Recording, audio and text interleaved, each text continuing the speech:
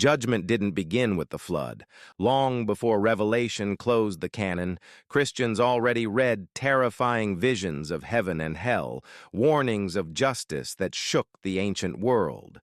And at the heart of it all were angels, chained, waiting for the day of fire. Most people think Revelation was the first Christian book to describe heaven and hell. But decades earlier, another book circulated widely, the Apocalypse of Peter. It gave vivid scenes: sinners burned, liars hung by their tongues, murderers tortured by the very weapons they used.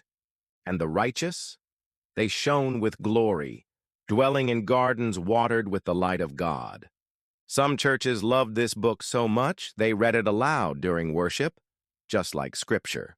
In fact, church historian Eusebius admitted it was disputed, but known to many. So why didn't it remain? Because others argued its visions were too graphic, too colored by human imagination. It was true in spirit, but not inspired in detail. And this debate tells us something crucial. The early church wasn't careless. They weighed, compared, tested. They didn't reject Apocalypse of Peter because it was false, but because the canon had to be sharper, purer, and universally trusted.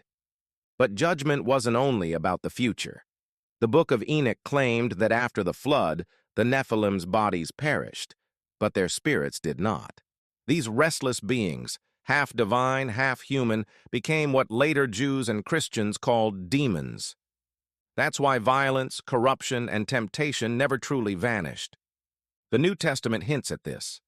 When Peter writes about spirits in prison, and Jude warns of angels who left their first estate, early readers didn't scratch their heads. They knew the background, the Nephilim, the Watchers, and their judgment. In other words, evil wasn't random. It was the long shadow of rebellion stretching across history. Then there was another puzzle, the Gospel of Thomas. Discovered fully in Egypt in 1945, though known by fragments long before, it claimed to preserve 114 sayings of Jesus. Some sounded familiar, like echoes of Matthew or Luke. But others? Strange. Cryptic. Split a piece of wood, and I am there. Whoever finds the interpretation of these sayings will not taste death. Some Christians valued these secret sayings. But the church asked, does it point us to the cross? Does it hold fast to Christ's death and resurrection? The answer was no. It lacked the beating heart of the gospel. So the church set it aside, not out of fear, but because it didn't strengthen the faith once delivered to the saints. But one truth could not be set aside. The angels who sinned, the watchers who descended, were judged, bound, chained, and held until the final fire. Peter, Jude, and Revelation all repeat this theme. Their prison is real, their fate is sealed. In the imagination of early Christians, the cosmos itself was scarred by rebellion.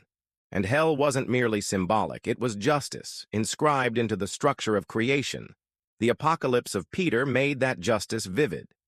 Enoch explained its origins.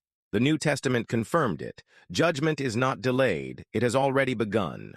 The Apocalypse of Peter, the Book of Enoch, the Gospel of Thomas. Some were rejected, some were debated, some were beloved, but together they reveal this. The early church was wrestling with judgment long before the canon closed. They didn't invent it, they inherited it, they sharpened it. And they handed us a Bible where the message is clear. Evil has already been condemned. The chains are already locked. The fire is coming.